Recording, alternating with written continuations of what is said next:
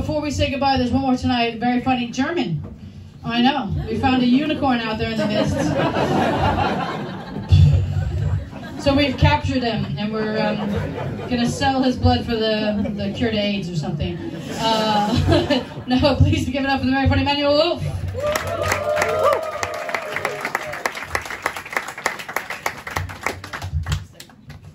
Thank you. Yes, I'm German. I'm sorry. I don't know. I can see the disappointed look in your face. You were expecting to see an international comedy show and everything's going fine. At the end, they bring a German on stage. Oh my goodness, everybody knows that Germany is the least funny country in the whole world. We're even less funny than North Korea.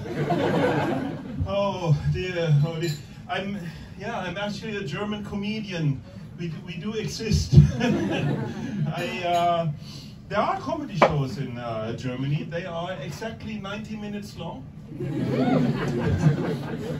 Consist of 2 parts, exactly 45 minutes, and at the end of each part there's a punchline. The audience doesn't laugh though. They complain. Because that's what Germans do, they complain all the time. Yeah, we've got this saying in Germany, it's called Früher war alles besser, which means in the past everything was better. Which is a really stupid thing to say, especially for Germans. Yeah.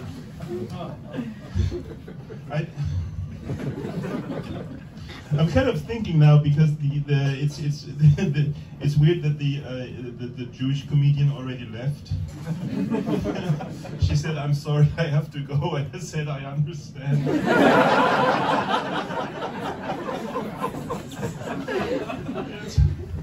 Yeah, it's hard. No, but you know, I mean, Germany is a weird country. For example, I came here by train, and let me see a show of hands. German trains, what do you think? Are they on time or not? No. Never ask a or question when you ask for a show of hands. Okay, who thinks German trains are always on time? Nobody. Okay. But that used to be the stereotype until 1994 when it got privatized, and since then German trains are always late. But in our minds, we still think that trains should be on time because we want to complain every time. You know, if I mean, the way from like Cologne to Berlin is 6 hours, and then it says, okay, the train arrives at 1 p.m. and 38 minutes. And if it doesn't arrive exactly at 1 p.m. 38 minutes, we complain, yes? Because why do they say it arrives at 1:38 when it doesn't? Yeah. So if it's 10 or 15 minutes late, it's a problem for us in our mentality. But in other countries, it's different. For example, I was in Thailand on a train once, and it was supposed to go overnight, arrive at 7 a.m. in the morning, and it still was at 11 a.m. it still was nowhere near. Yeah? So I went to the conductor and I said, excuse me, why is the train late? And the conductor said, because of slowness. Of course. Exactly. They have a different concept of time. And then he sat next down to me and put his hand on my knee, which means that the Thai train service also have a different idea about customer service than the German trains. Yeah. But well, you guys are feeling all right? Yeah. Okay. Even though I'm not the only German in the room. I heard from over there were some Germans in the room. I didn't see who it is. So it would be a fun game for me to try to find out who the Germans are. And I have 6 people in my mind. Isn't that kind of really weird, pointing out the Germans for different? That's so. You guys? No. What? But your shirt is very German. Okay, where are you from? Czech Republic. Okay, well, that's kind of, you know. You've been there. No, let me tell you something about the Czech Republic. When Americans come to Germany, they say like, okay, kind of nice country, but why is everybody so unfriendly in the shops? And then you go to Prague and see, oh, there, everybody is unfriendly in the shops. Like if you say, hey, I'd like this beer, Corey. What the hell is this? What? Heintje! You know Heintje? That's a German singer. He sang a song about his mom. I will sing the song after my bit. I will later on. I will do a bit about my mom, and then I will sing that song. Oh, cool. No, well, anyway, okay, it's not you, okay, and it's also not you. You're German. No. No. But we live in Munich. You live in Munich? Yeah. So we Oh, cool. Yeah, I'm kind of from it. German. Where are you originally from then? Russia. Russia? Okay, well, hey, Czech doesn't sound so bad anymore.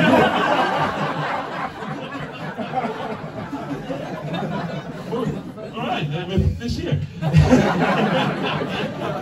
Just kidding. Okay. Huh? What? You're German. No? Yes. Yeah. You are? Yeah. Yeah, really? How'd you know? Because you were agreeing with everything I said. It's very relatable. Yeah. Are you really German? Yeah. Cool, where from? Frankfurt. Ah, cool. Yeah, nice.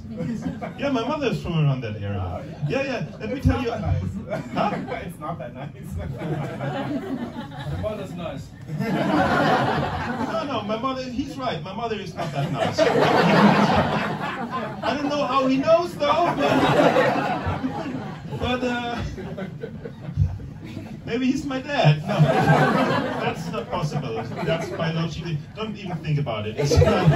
She's like, huh? No, but you're feeling alright. I'm not feeling alright because I always think I can't do anything right, and I'm always in a bad mood, and I think I can't do anything. And I'm seeing a psychologist, and he said I have slight depressions. Slight depressions. I can't even do that right. But I'm getting better at it. Last time he said slowly evolving into deep depressions. Yes. No, but do we have any people with depressions here? The comedians probably. Otherwise we wouldn't stand in the front in a room full of strangers and just anyway.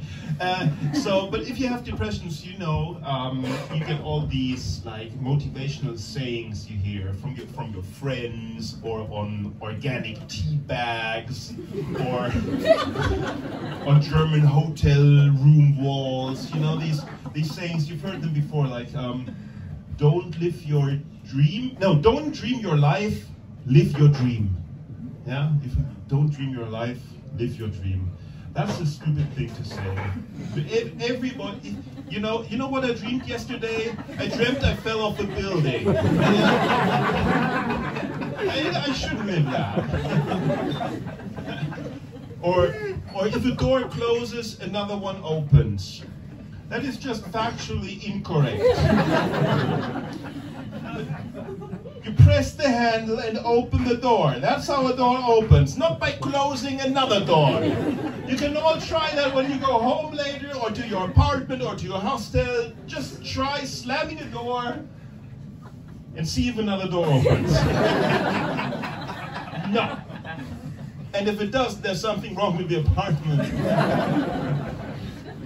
Or live every day as if it were your last. My grandmother was still driving a car when she was 97 years old. She lived every day as if it were the last day of others.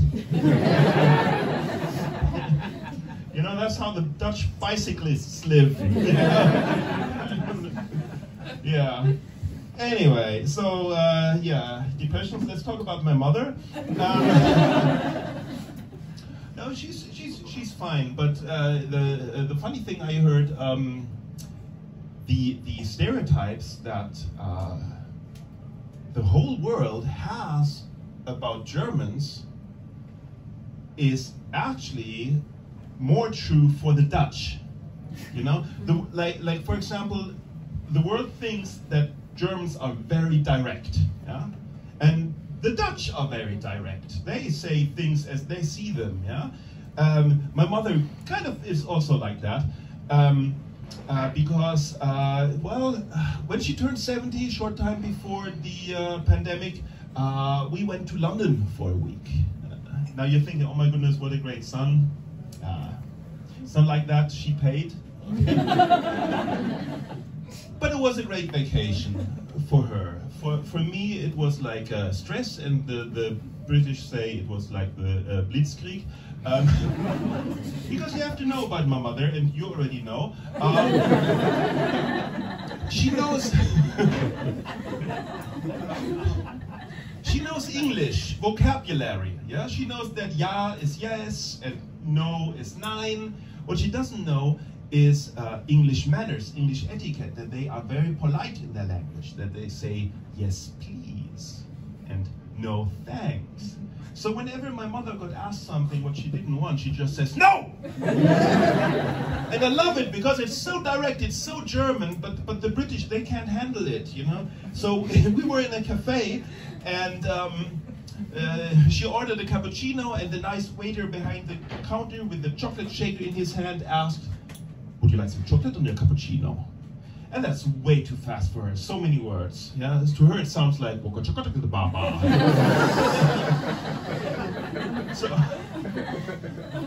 so she has to stand there and try to figure out the words, so she's standing there thinking about it, and then, I don't know why, but she starts huffing like so the waiter got afraid and very politely, very slowly tried to ask again and said, excuse me, would you like some chocolate on your cappuccino? And at that moment my mother understood and said, no, no, no, no, no! Which to her meant, thank you that you are asking, that is very kind of you, but actually no, I don't want chocolate on my cappuccino, I'm sorry, I'm very sorry.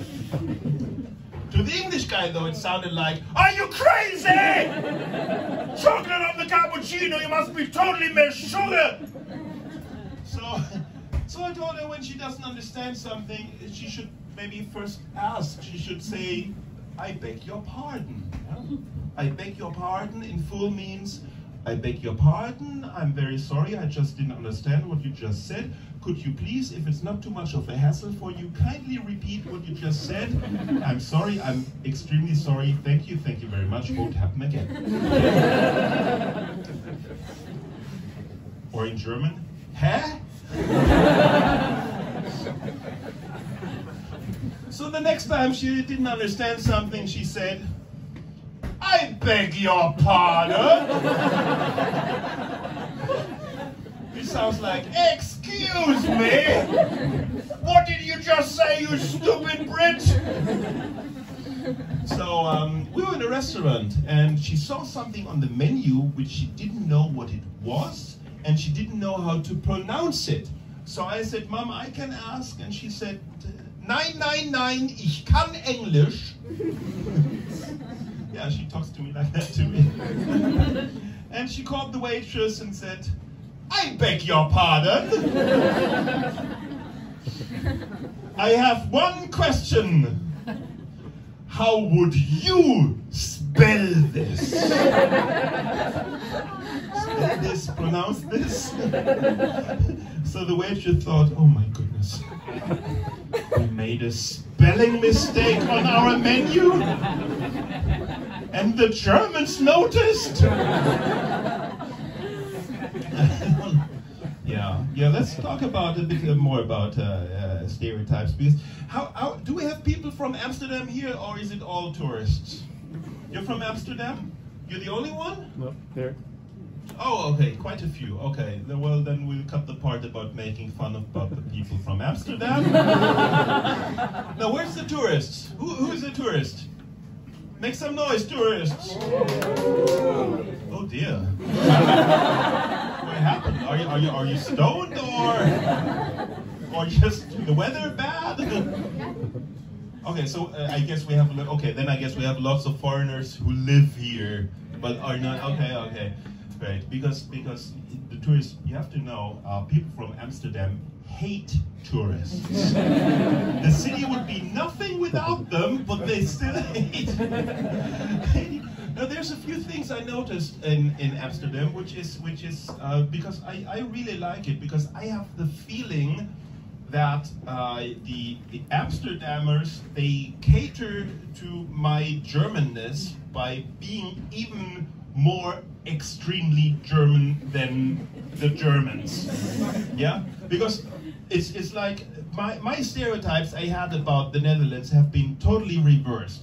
Because the Dutch think of themselves as very serious people.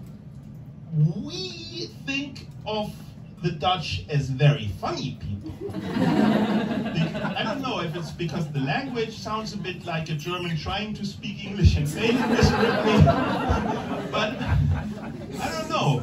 So, for example, when I arrived at the train station and I went to the ferry, you know, it's about Germans being punctual and wanting everything to be exact. Forget about it. The Dutch ferry, the Amsterdam ferry, says exactly the time when the boat arrives, not only in minutes, but in minutes and seconds. And it's a boat on a river. How do they know that exactly the time? And then also, you know, you say Germans are always in a hurry and they never have time for anything. And no, the Dutch are much worse than that, because actually the time on the ferry is not the time when it arrives, it's the time when it leaves. So you know when it says the ferry leaves in 1 minute and 12 seconds, that the ferry leaves exactly in 1 minute and 12 seconds. There's no room in between. It's exactly 1 minute and 12 seconds, and then the flap goes up. Yeah, if it takes you 1 minute and 13 seconds to reach the ferry, you won't reach the ferry. Yeah, you have to be really exact. So if a Dutch bicyclist comes by the ferry and sees, hey, it's leaving in 7 seconds, he doesn't go like, oh yeah, well, the next one is coming in 3 minutes. No, he's going, oh, I have to paddle faster. And if he doesn't reach the boat by 7 seconds, he goes flying, you know. It's like Amsterdam is like a giant video game where you try to avoid the bicyclist. So, and then you say about Germans that they are always in a bad mood and grumpy and kind of like that. Look at him, he's not grumpy. He's got long hair and he enjoys life and drugs and alcohol and probably works as a computer programmer. It's very, you do? Yeah, I do. That's it. Yeah, a digital native, I can go wherever I want. Let's go to Amsterdam because the drugs are free and cheap. Are legal and Yeah, you cheap. got me pinned down. Really? Wow. What do you do exactly? I'm a freelance software engineer. So I'm a digital nomad. So That's true. Yeah. Freelance software And I do engineer. drugs as well. So. But how is work going well, or? It's going pretty well, yeah. Cool. Does it look like it's otherwise? Well, I don't know. If it doesn't look like as if you're rich, you know. It just looks as if you don't care. It's not. It's more or less. It's less the Bill Gates, Elon Musk look. It's more the. I don't know. Cool. Okay. Okay, where were we? Oh yeah, about Germans not being in a bad mood and grumpy and so. And you know, but there's the most grumpy person is in Amsterdam. Have you been on the tram? Yes. Yeah? Yes. Thanks for answering, because it would be a very awkward pause, you know. There's this, in the Amsterdam trams, in the middle of the tram, there's this one guy who has no job at all. He's like totally unnecessary, but he's sitting in his own cabin in the middle of the tram, and you have no idea why he's there. He has no purpose in life. Of course he's angry. You know, we can check in, check out ourselves. We know how to do that. We can see the stations on the monitor. There's a guy driving the tram.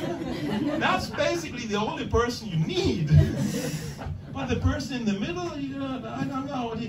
Here's what he said when we were on the tram on the way to the Amsterdam Central.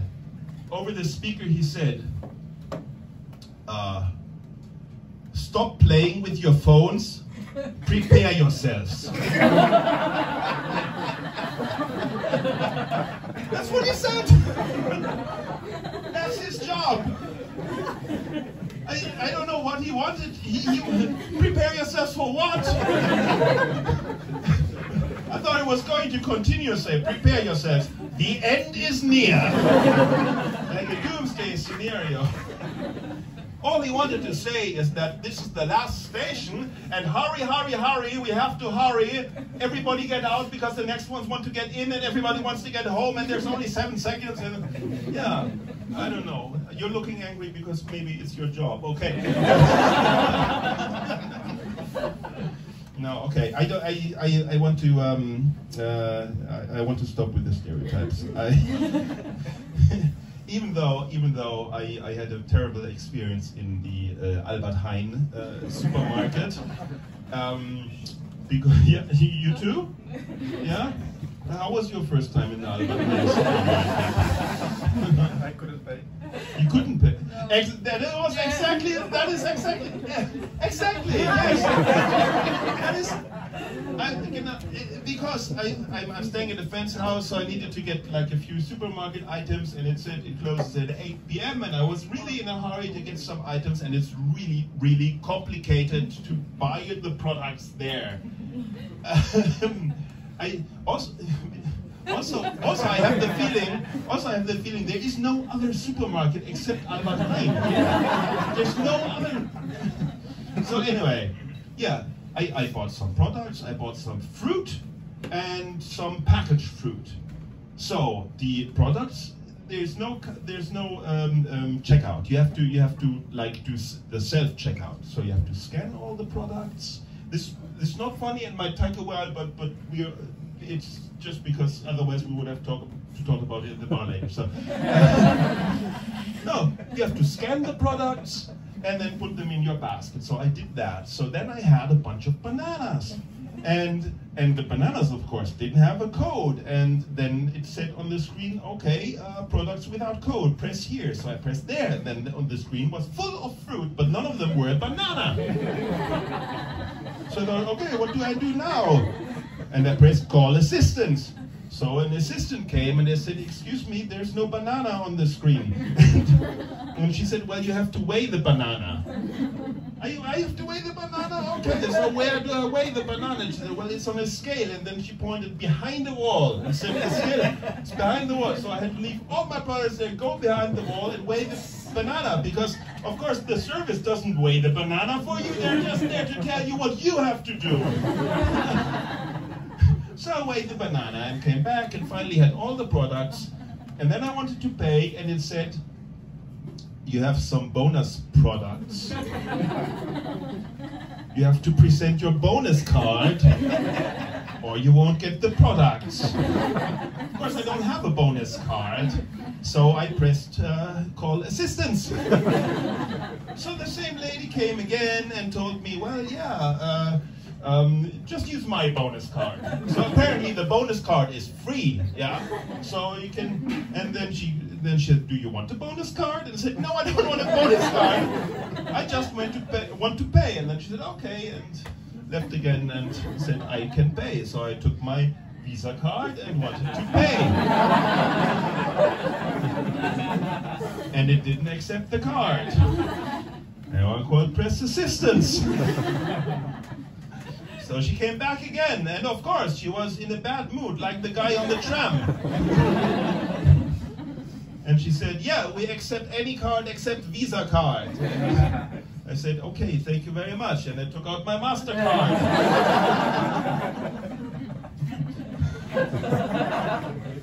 And she called assistance again. She said, yes, we accept any card except Visa card and MasterCard.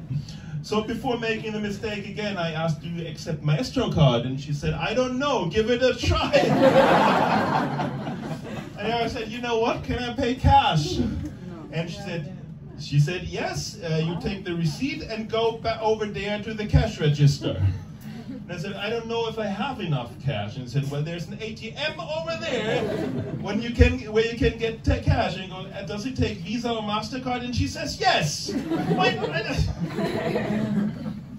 So anyway, I took the bill and went to the casa to pay in cash, and it was like 73 euros and 73 cents. And what do? They only give you back 25 cents because Holland abolished 1 and 2 cents coins because they are so fucking rich they just don't care. Every penny counts is not true. Albert Hejn just keeps it so they can get more cheap pre-packaged fruit by underpaid workers who have to peel the banana for you and seal it in plastic. They have 10 types of salt and pepper mixture. They have salt and they have pepper, and for the really, really lazy people, they have salt and pepper mixture that's mixed together already. Check it out. I don't understand. It's true. It's true. Yeah. I know. You don't know. You don't. In Russia, you have nothing. I know. No, I'm just kidding. Sex. Huh? Sex. Sex? Sex? Big sex? What's happening? Yeah, I know. I'm just being stupid. I'm sorry. I thought you don't know English. No, I don't know English. That's part of my charm. I'm actually, look, Germans can speak very proper English. This is just all fake. My accent is just fake because it's way funnier. I'm actually from Oxford, yeah. No, it's not true. No, let me finish with I want to talk about ice cream a little bit if you have the time, because my next solo program in Germany will be 90 minutes about ice cream without actually serving ice cream, because I want the people to complain. Yeah? But how much is one scoop of ice cream wherever you're from? One scoop of ice cream. 120? Yeah, but you're from Germany. 2 euros? Oh yeah, Munich. Yeah, I know. Yeah, Munich. Okay. 1 euro? 1 euro? Yeah, where are you from? Oh, one scoop of ice cream, 1 euro? Oh, great. I have Maybe to look not at here in the city center. No, Four, I bet 4. It's not an auction. Oh, where is it for euros? Yeah, it's Norway. Oh, yeah. Oh my goodness. Yeah. You're from Norway? Yeah, that's why you're here for the beer? Everything's cheap. Yeah. Everything's cheap. Oh, yeah. Wow. Even the what? Even the love. The love?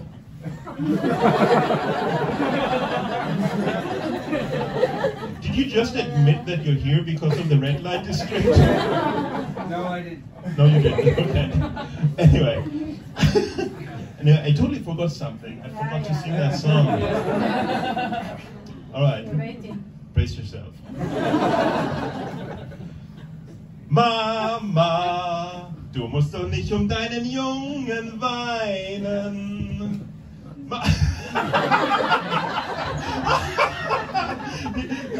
Yeah, sorry, but he went like.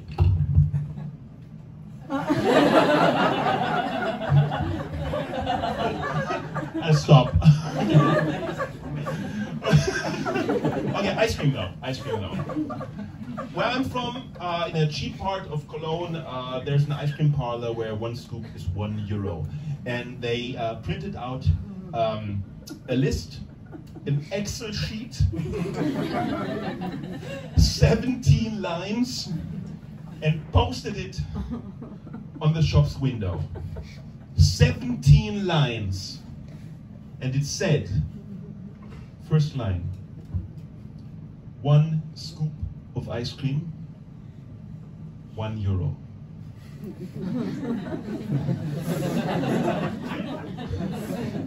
Second line, 2 scoops of ice cream, €2.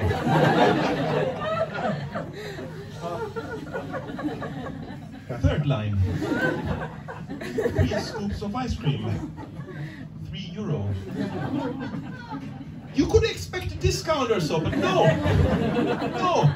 Fourth line, 4 scoops of ice cream, €4.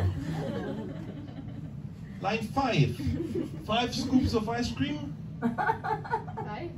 €1. Yes. Very good. You're not American. All the way down to line 17. Line 17. 17 scoops of ice cream. €17. And then the paper stops. There's no second page, no backside, nothing. How the hell am I going to know what 18 scoops of ice cream cost? It doesn't say so. But I think the people at the shop, they're a bit stupid. Because if I go there and say, hey, I'd like to have 6 scoops of ice cream, they go like, okay, 1 moment. Haha, €6. With cream, please. Oh no. Yeah, I saw a similar sign like that in Greece once on a vacation in like a, not in an ice cream parlor, in like a shop for like touristy stuff. Sunscreen, postcards, and that kind of stuff. It was at the postcard stand. It wasn't an extra sheet. It was just written on the cardboard, and it said, 1 postcard, 20 cents. And in the second line it said, 5 postcards, 40 cents. Discount, yeah? Third line, 10 postcards, €1.50. Does it make any sense?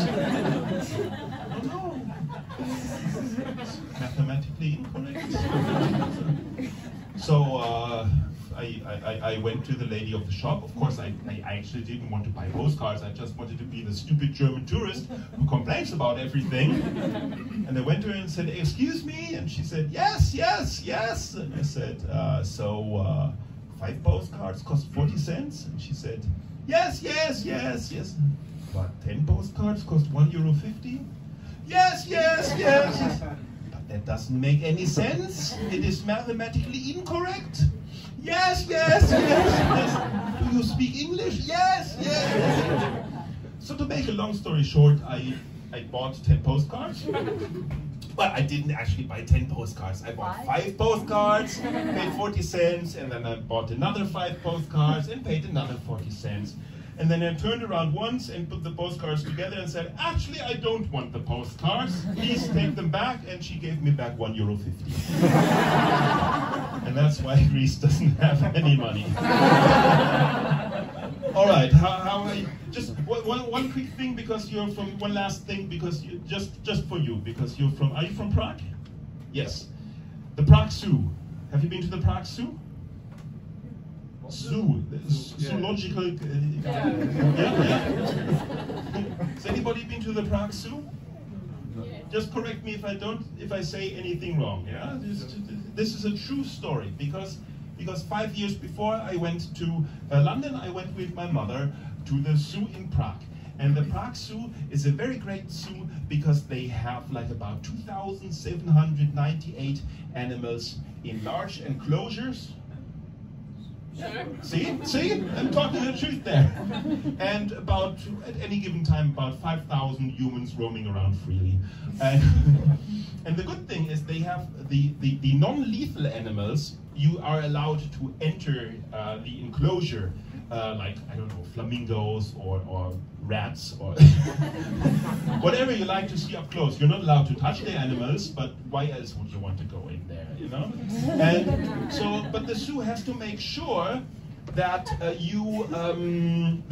the humans can get out again, and the animals stay in the enclosure. Yeah, so they have to invent something that only beings of a certain intelligence can operate. Yeah.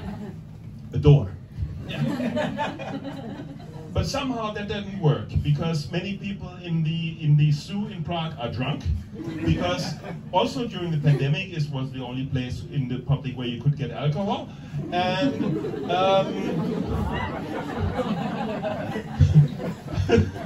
so they leave the door open, and the I don't know, the wombat could get out. Yeah, the squirrel or whatever. So they had to invent something better than a door. 2 doors. Yeah, so there's a door, and then there's a small, like, second room, a small enclosement, and then there's another door. And they want the visitors to go inside the small compartment, close the door, see if there is any kakadu around somewhere. Okay, no monkey in here, and then go out the other door. But that also doesn't work because they are in there in groups, and they open both doors at the same time, and the kangaroo could hop out. Yeah. So what they did is they have an electronic system. Yeah, they have an electronic system, and the outer door has a lock. So first you have to get into that enclosure and close the other door and see, okay, nothing is in, and then you can only open the outer door. Yeah? But that still didn't work with my mother because she was holding open the inner door, waiting for me, and tried to open the outer door.